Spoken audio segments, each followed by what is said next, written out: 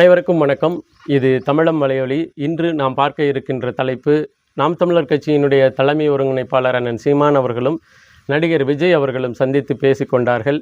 நடிகர் விஜய் அவர்கள் தொடங்கி இருக்கின்ற அந்த கட்சிக்கான கொள்கை, கோட்பாடு, மாநாடு குறித்து அண்ணன் சீமான் அவர்களிடம் பேசி ஆலோசனை பெற்றார் என்ற ஒரு தகவல் பெருசாக பேசப்பட்டு கொண்டிருக்கின்றது. கூடுதலாக வர இருக்கின்ற 2026 சட்டமன்ற தேர்தலில் நாம் தமிழர் கட்சியும் தமிழக வெற்றிக் கழகமும் கூட்டணி அமைக்கப் போகிறது என்கின்ற ஒரு பேச்சும் பரவலாக பேசிக்கொண்டு இருக்கின்றது. அதேபோல நாம் தமிழர் கட்சி தமிழக வெற்றிக் கழகத்தோடு கூட்டணி வைத்தால் நாம் தமிழர் கட்சிக்கு பலமா பலகீனமா என்கின்ற பேச்சும் கூடுதலாக பேசப்பட்டு கொண்டிருக்கின்றது. இந்த 3 பேச்சுக்கள் பேசி கொண்டிருக்கின்ற இந்த காலகட்டத்தில் திராவிட முன்னேற்றக் கழகம் தன்னுடைய உள்கட்சி பேச்சாக 2026 நம்ம இதுவரையிலையும் சீமான் அவர்களை எதிர்கொண்டோம், கூடுதலாக இப்போது விஜயையும் எதிர்கொள்ள வேண்டிய நிலை வரும். அதனால் விஜய் அவர்களினுடைய அரசியல் செயல்பாடு குறித்து உளவுத்துறை மிக நெருங்கிய அளவில் கவனத்தை செலுத்தி எங்களுக்கு செய்தியை தரணும்னு தமிழக உளவுத்துறைக்கு திராவிட முன்னேற்ற கழகம் ஆணையிட்டிருக்கிறதாகவும் செய்தி வந்திருக்கு. சரி, இது குறித்து எது உண்மை, எது பொய், எது சாத்தியம், எது சாத்தியமற்றது என்பது குறித்து தான் இன்றைய பதிவு. குறிப்பாக பார்த்தீங்கன்னா, இந்த விஜய் அவர்களுடைய சந்திப்பு, அண்ணன் சீமான் அவர்களுடைய சந்திப்பு நிகழ்ந்துருச்சு, பேசினாங்க. விஜய் அவர்கள் மாநாடு போட போகிறாரு, அதில் சீமான் அவர்கள் அழைக்கப்பட போகிறாரு என்பது குறித்தெல்லாம் பேசி நிறைய காணொலி பதிவுகளும் முக்கிய அச்சு ஊடகங்களும் பதிவுகளை போட்டிருந்தாலும், இவர்கள் 2 பேரும் எந்த இடத்துல சந்தித்தாங்க, எப்போ பேசினாங்க என்பது குறித்து யாருமே எந்த செய்தியும் போடலை. கூடுதலாக இவர்கள் அலைபேசியில் பேசியில் தொடர்ந்து பேசிக்கக்கூடியவர்கள் தான். அண்ணன் சீமான் அவர்கள் இருக்கின்ற அவருடைய வீட்டுக்கு மிக அருகாமையில் இருக்கிறவர் தான் விஜய். இதனால் இவர்கள் 2 பேரும் சந்திக்கவே இல்லை, இவங்க 2 பேரும் பேசிக்கிட்டதே இல்லை, இவங்க 2 பேரும் எதுவும் அரசியல் குறித்து பரிமாற்றங்கள் செய்து கொள்ளவே இல்லை அப்படின்னெல்லாம் யாராலையும் பேச முடியாது. நாம் தமிழர் கட்சிக்காரங்களாலேயே அதை பேச முடியாது. இது ஒரு புறம். அடுத்து, நாம் தமிழர் கட்சி 2026 தமிழக வெற்றிக் கழகத்தோடு கூட்டணி வைக்குமா அப்படிங்கிற ஒரு கேள்விக்கு சற்றேறக்குறைய நாம் தமிழர் கட்சியினுடைய 14 ஆண்டுகால அரசியல் பாரம்பரியத்தை கொஞ்சம் அலசி பார்க்க வேண்டிய அவசியம் இருக்குது. ஏன்னா 2009 இயக்கமாக இருந்தது, 2010 அரசியல் கட்சியாக மாறிய நாம் தமிழர் கட்சி 14 வருட பயணத்தை மேற்கொண்டு இருக்கின்றது. இந்த 16 வருட பயணத்தில் 2016 2021 சட்டமன்ற தேர்தல், 2019 2024 பாராளுமன்ற தேர்தல், இதுக்கு இடையில் பல இடைத்தேர்தல், உள்ளாட்சி தேர்தல், இது போல பல தேர்தல்களை எதிர்கொண்ட பிறகும் நாம் தமிழர் கட்சி 2010 என்ன கொள்கையையும் கோட்பாட்டையும் முன்னிறுத்தி இந்த கட்சியை தொடங்குச்சோ 2024 வரலையும் அந்த கொள்கை, அந்த கோட்பாடு, அந்த கோட்பாட்டியலிருந்து எந்த சமரசமும் செய்து கொள்ளலை. இன்னும் கூடுதலாக 2016 நாம் தமிழர் கட்சி தேர்தலை எதிர்கொள்வதற்கு ஒரு செயல்பாட்டு வரைவை வெளியிட்டது. அந்த செயல்பாட்டு வரைவில் அதாவது இந்த மானுட சமுதாயம் இந்த பூமியில் 100 வருடம் மகிழ்ச்சியாக வாழ்வதற்கான எல்லா திட்டங்களையும் அந்த செயல்பாட்டு வரைவில் கொடுத்திருந்தது.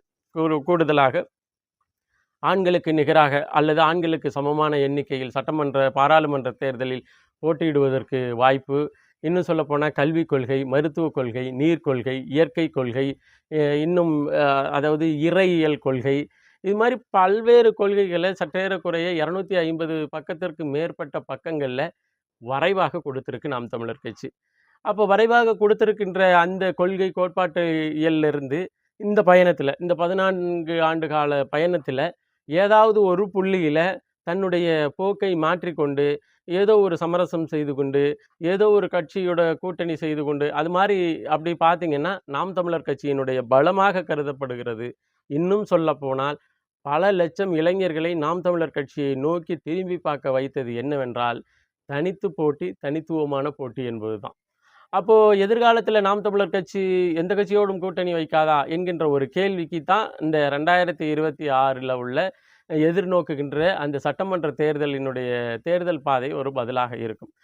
இப்போ அண்ணன் மிக தெளிவாக சொல்லியிருக்கிறாரு, நீங்கள் ஏன் தமிழ் தேசிய அரசியலை பேசி நீங்கள் தனிச்சே நிற்கிறீங்க அப்படிங்கிற ஒரு கேள்விக்கு பல இடத்துல அண்ணன் சீமான் அவர்கள் சொன்ன பதில் என்னென்னா, நான் மருத்துவ கொள்ளையை, லஞ்சத்தை, ஊழலை எதிர்ப்பேன். அப்போது நான் லஞ்சத்தை, ஊழலை, மருத்துவ கொள்கையை, கல்விக் கொள்கையை, நீர் கொள்கையை இப்படியெல்லாம் நான் பேசுகின்ற இந்த புள்ளியில் நான் முன்மொழிகின்ற கொள்கையையும் கோட்பாட்டையும் ஏற்று எந்த கட்சியும் என்னோட கூட்டணிக்கு வராது. குறிப்பா அதிமுகவோ, திமுகவோ இந்த கட்சிகளோடு நான் போய் சேர்ந்தாலோ, அல்லது அந்த கட்சி என்னோட வந்து சேர்ந்தாலோ, நான் பேசுகின்ற தனித்துவமான அரசியல், மருத்துவ கொள்கை, கல்விக் கொள்கை, லஞ்ச ஊழல் ஒழிப்பு கொள்கை இதெல்லாம் குறித்து அந்த கட்சிகளோடு பேசவும் முடியாது. அந்த கட்சி இந்த கொள்கைகளை ஏற்றுக்கொள்ளவும் கொள்ளாது. நாம போய் அதில் சேரவும் முடியாது என்று பல்வேறு இடத்துல சொல்லியிருக்கிறாரு. சரி, முக்கியமான கட்சிகளை தானே நீங்கள் சொல்கிறீங்க. அதிமுக, திமுக தானே சொல்கிறீங்க. மற்றபடி பாட்டாளி மக்கள் கட்சியோ அல்லது அண்ணன் திருமாவளவன் அவர்களுடைய கட்சியோ இன்னும் பல வேறு கட்சிகள் இருக்கிறது. அந்த கட்சிகளோடு நீங்கள் கூட்டணி அமைப்பீர்களா என்ற கேள்விக்கு மிக தெளிவாக பதில் சொல்லியிருந்த பதில் என்னன்னா, இவர்கள் ஏற்கனவே லஞ்ச லாவண்யத்தில் திளைத்த திராவிட கட்சிகளோடு கூட்டணி வைத்துட்டாங்க. இப்போ இவங்க வந்து அந்த இடத்துல கூட்டணி வச்சுட்டு, இந்த இடத்துல வந்து லஞ்சத்தை எதிர்த்தோ, லாவண்யத்தை எதிர்த்தோ அல்லது கொள்கைகளை எதிர்த்தோ பேசினா, இவர்களுக்கு ஏற்கனவே கூட்டணி சாயம் பூசப்பட்ட கட்சிகளாக இருக்கு. அதனால இவர்கள் வந்து என்னுடைய 2010ல நாங்க முன்மொழிந்த கொள்கை கோட்பாடுகளை ஏத்து உங்களால வந்து நிக்க முடியாது. அதனால அது மாதிரியான கூட்டணிக்கு சாத்தியமில்லை என்று ஏற்கனவே சொல்லியாச்சு. இப்ப இதுல நம்ம டிஃபைன் பண்றது என்னன்னா, நாம் தமிழர் கட்சியினுடைய கூட்டணி அப்படிங்கிறது வந்து அண்ணன் சீமான் அவர்களோடு சேர்ந்து தேர்தல் பிரச்சாரம் செய்வதல்ல. மாறாக 2016ல நாம் தமிழர் கட்சி ஆட்சி வரைவாக வெளியிட்ட 250 பக்கத்திற்கும் மேற்பட்ட செயல்பாட்டு வரைவில் சொல்லப்பட்ட கொள்கைகளை ஏற்றுக்கொண்டு 100% ஏற்றுக்கொண்டு யாரெல்லாம் கூட்டணிக்கு வருகிறார்களோ அவர்களோடெல்லாம் நாம் தமிழர் கட்சி கூட்டணி வைக்கும். அப்போ நடிகர் விஜய் அவர்களுடைய தமிழக வெற்றிக் கழகம் இந்த கூட்டணிக்கு வருமா? இந்த கொள்கை கோட்பாடுகளை ஏற்றுக்கொள்ளுமா? அப்படிங்கிற கேள்விக்கு நம்மள்ட்ட எந்த பதிலும் இல்ல. தமிழக வெற்றிக் கழகத்தினுடைய தலைமைகிட்ட தான் அந்த பதில் இருக்கணும். ஏன்னா, நம்ம வந்து ஆணுக்கு பெண் அப்படிங்கிற ஒரு பாலின சமத்துவத்தை பேணுகின்ற ஒரு கோட்பாட்டியலை முன்வைக்கிறோம். அதேபோல வந்து இலவச மருத்துவம், இலவச குடிநீர், இலவச கல்வி இதை நம்ம முன்னிறுத்துறோம். அதேபோல இறையியல் குறித்தான, தமிழர் மெய்யியல் குறித்தான தெளிவான பார்வையை நாம் தமிழர் கட்சி வரைவில முன்னிறுத்துது. இது எல்லாத்தையும் ஏற்றுக்கொண்டு திரு விஜய் அவர்கள் பயணிக்க முடியுமா? அதேபோல இப்போ நாம் தமிழர் கட்சியினுடைய பிள்ளைகள், களப்பணியாளர்கள் அவங்களுக்கெல்லாம் வந்து ஒரு பெரிய எந்த எதிர்பார்ப்புமே இருக்காது. களப்பணியா இருந்தாலும் சரி, நாளைக்கு மாவட்ட செயலாளர் குடுப்பாங்க, மண்டல செயலாளர் குடுப்பாங்க, மாநில ஒருங்கிணைப்பாளர் குடுப்பாங்க. அப்படின்னெல்லாம் எந்த எதிர்பார்ப்புமற்று வேலை செய்கின்ற களப்பணியாளர்கள் இருக்கிறாங்க. ஆனா, நடிகர் விஜய் அவர்களுக்கு பின்னாடி திரண்ட இந்த ரசிகர்களாகி இப்பொழுது தமிழக வெற்றிக் கழகத்தினுடைய உறுப்பினர்களாக இருக்கின்றவர்கள், அ அப்படியே அதே சிந்தனையில இருப்பாங்களா? எந்தவித எதிர்பார்ப்புமற்று களத்தில மக்களுக்காக உழைக்கின்ற சிந்தனையில அவர்கள் இருப்பார்களா? என்கின்ற கேள்வி அரசியல் கட்சியாக தொடர்ந்து சில தூரம் ஐயா விஜய் அவர்கள் கொஞ்சம் தூரம் பயணிக்கும் பொழுது தான் அவருக்கு தெரியும். எங்க கூடின கூட்டம் எப்படி அப்படின்னு. இன்னும் சொல்லப்போனா, அ அதாவது இங்க இப்ப நம்ம நாம் தமிழர் கட்சியில இருக்கிறவங்களுக்கு எல்லா கொள்கையும், எல்லா கோட்பாட்டியலும் எல்லாம் தெரிஞ்சு, நாம் தமிழர் கட்சியினுடைய மொத்த சட்டதிட்டங்களையும் தெரிஞ்சு வந்து இந்த கட்சியில சேரல. ஆனா, அவர்கள் தொடர்ந்து இந்த கட்சியில பயணிக்கும் பொழுது, நாம் தமிழர் கட்சியினுடைய செயல்பாடு இதுதான். இவங்க வந்து இந்த இயற்கையை இப்படிதான் பார்க்குறாங்க. மருத்துவத்தை இப்படிதான் பார்க்குறாங்க. கல்வியை இப்படிதான் பார்க்குறாங்க. அரசு பணிகளை இப்படிதான் பார்க்குறாங்க. அப்படிங்கிற ஒரு தெளிவு இவர்கள் தொடர்ந்து பயணிக்கும் பொழுதும், அண்ணன் சீமான் அவர்கள் தொடர்ந்து அந்த கருத்தை வலியுறுத்தி மேடைகள்ல பேசும் பொழுதும், இந்த பின்தொடர்கின்ற கட்சிக்காரர்களுக்கு அந்த தெளிவு வந்துருச்சு. அதே போன்றது ஒரு தெளிவு இந்த தமிழக வெற்றிக் கழகத்தினுடைய தொண்டர்களுக்கு, அவர்களுடைய உறுப்பினருக்கு இருக்குதா? இல்லையா? என்று இதுவரையும் தெரியாது. ஏன்னா, அவர்கள் இன்னும் ஒரு அரசியல் மேடையை கூட அதாவது தமிழகம் முழுமைக்கும் பெரிய பிரமிப்பை ஊட்டக்கூடிய ஒரு அரசியல் மேடையை கூட அந்த கட்சி இன்னும் சந்திக்கல. அப்ப சந்திக்கும் பொழுது அவர்கள் என்ன பேசப் போகிறார்கள்? அவர்களுடைய எண்ணப்பாடு என்ன மாதிரி இருக்குது? அவர்கள் இந்த அரசியலை எப்படி உள்வாங்கி இருக்கிறாங்க?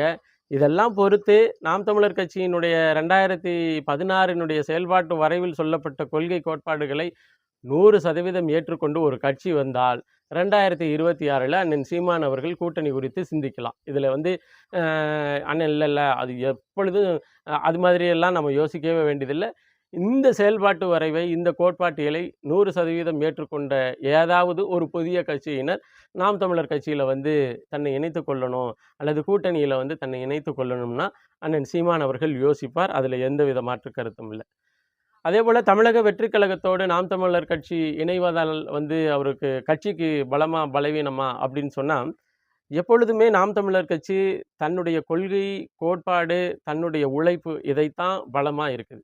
ஒரு சக்தி வந்து நம்மளோட சேரும் பொழுது, அந்த சக்தியினால் தனக்கு பலம் உண்டு என்றோ, அல்லது அந்த சக்தி தன்னை விட்டு பிரிந்து போம்பொழுது, அந்த சக்தி பிரிந்து போனதனால் நமக்கு பலவீனம் என்றோ, ஒரு புள்ளியிலயும், ஒரு இடத்திலயும் நாம் தமிழர் கட்சி கொள்கையும், கோட்பாடும் எந்த இடத்துலயும் அது மாரி செய்து கொண்டதில்ல. அது மாரி பார்த்ததில்ல. அது இன்னும் சொல்லப்போனா, நீங்க வந்து சேர்ற புதிய சக்தி, அதேபோல இங்கேருந்து போற புதிய சக்தி, இதெல்லாம் பத்தி ஏன்னா இதுவரையிலும் எந்த புதிய சக்தியும் ஒரு அமைப்பா வந்து சேரல. இங்கிருந்து பிரிஞ்சு போகல.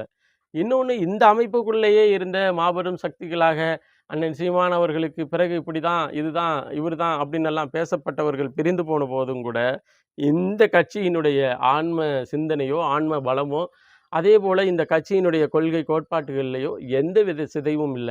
இப்ப இதுக்கு காரணம் என்னன்னா, இந்த கட்சி தனிமனிதனுடைய விருப்பு வெறுப்புகளை தாண்டி தத்துவத்தினுடைய நிலைப்பாட்டோடு வளர்ந்து கொண்டிருக்கின்றது.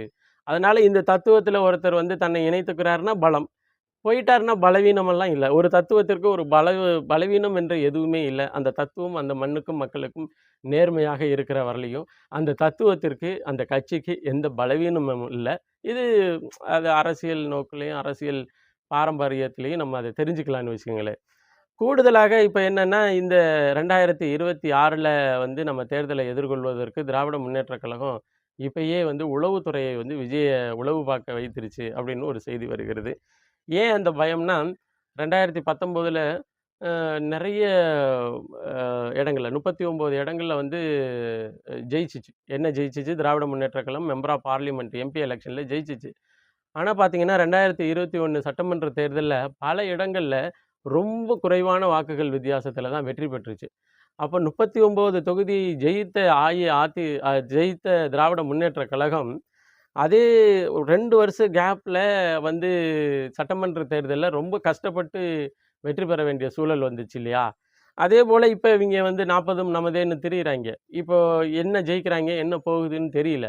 இப்ப 39 அடிக்காம இன்னும் கம்மியா அடிச்சுச்சுன்னா, 2026 தேர்தல் திராவிட முன்னேற்றக் கழகத்திற்கு மிகப்பெரிய சவாலாக அமைந்துவிடும் என்ற பயம் வந்துருச்சு. அந்த பயத்துக்கு தீனி போட தான் உளவுத்துறைய வேடிக்கை பார்க்க அனுப்பிச்சிருக்கு விஜய் அவர்கள அப்படின்னு பேசப்படுகிறது. இப்போ இந்த காணொளியினுடைய சாரமாக அண்ணன் சீமான் அவர்களும், விஜய் அவர்களும் சந்தித்துக் கொண்டார்களா என்கின்ற கேள்விக்கு, சந்திப்பு நேரிலேயோ அல்லது தொலைபேசியிலேயோ நிகழ்ந்திருக்கலாம். அவர்கள் தங்களுடைய கருத்துக்களை ஒருவருக்கு ஒருவர் பரிமாறிக் கொள்ளாதவர்கள் என்று எதுவும் இல்லை. அதனால நிகழ்ந்திருக்கலாம் 1. அதேபோல 2026 சட்டமன்ற தேர்தல்ல நாம் தமிழர் கட்சியும், தமிழக வெற்றிக் கழகம் கூட்டணிக்கு போகுமா? போகாதா? அப்படிங்கிற ஒரு கேள்வி உங்கள் மனசுல வந்துருச்சுன்னா, நாம் தமிழர் கட்சியினுடைய கொள்கை கோட்பாட்டுகள 100% ஏத்துக்கொண்டு ஒரு கட்சி தன்னை இந்த தத்துவத்தோடு இணைத்துக்கொள்ள, கூட்டணியில் இணைத்துக்கொள்ள வந்தால், அப்பொழுது 2026ல உள்ள கள சூழல் குறித்து சீமான் அவர்கள் வந்து அத வந்து முடிவு எடுப்பாரு. அதனால இப்போ கூட்டணி அமைஞ்சிருச்சு, இத்தனை சீட்டு, இத்தனை பேரு இதெல்லாம் பேசுவது மிகப்பெரிய நகைப்புக்குரியது. அதனால அத பத்தி பேச வேண்டியதில்ல. அதேபோல நாம் தமிழர் கட்சி தமிழக வெற்றிக் கழகத்தோடு கூட்டணி வைப்பதனால் பலமா, பலவீனமா அப்படின்னு சொன்னீங்கன்னா, தத்துவத்தின் மீது கட்டப்படுகின்ற ஒரு கட்சியிற்கு ஒரு சக்தி வந்தால் பலமாக பார்க்கப்படும். ஆனால் அந்த சக்தி நம்ம விட்டு போயிருச்சுன்னா பலவீனம்னெல்லாம் ஒண்ணும் இல்ல. நம்ம தத்துவம், நமது உயிர்ப்பு நிலை தமிழ் தேசியம் வந்து நம்மை பலவீனம் அடையாமல் பார்த்துக்கொள்ளும் என்பதில எந்த மாற்று கருத்தும் அல்ல. அதேபோல இப்போ ஏற்கனவே ஒரு அதாவது அதாவது இளையோர்களினுடைய வாக்கை வந்து நாம் தமிழர் கட்சி பிரிச்சிருச்சு அப்படிங்கிற வைத்தறிச்சல்ல இருக்கின்ற இந்த திராவிட முன்னேற்றக் கழகம், கூடுதலாக விஜய் மக்கள் இயக்கம், அதாவது தமிழக வெற்றிக் கழகமும் வந்துருச்சுன்னா, மொத்த இளைஞர்களுடைய வாக்கும் திராவிட முன்னேற்றக் கழகத்துக்கு ஒருபொழுதும் கிடைக்காதேங்கிற பயத்தில தான் இந்த வேலையை செய்கிறது என்பதை பதிவு செய்து, மீண்டும் ஒரு காணொளி பதிவில் இணைவோம். நன்றி.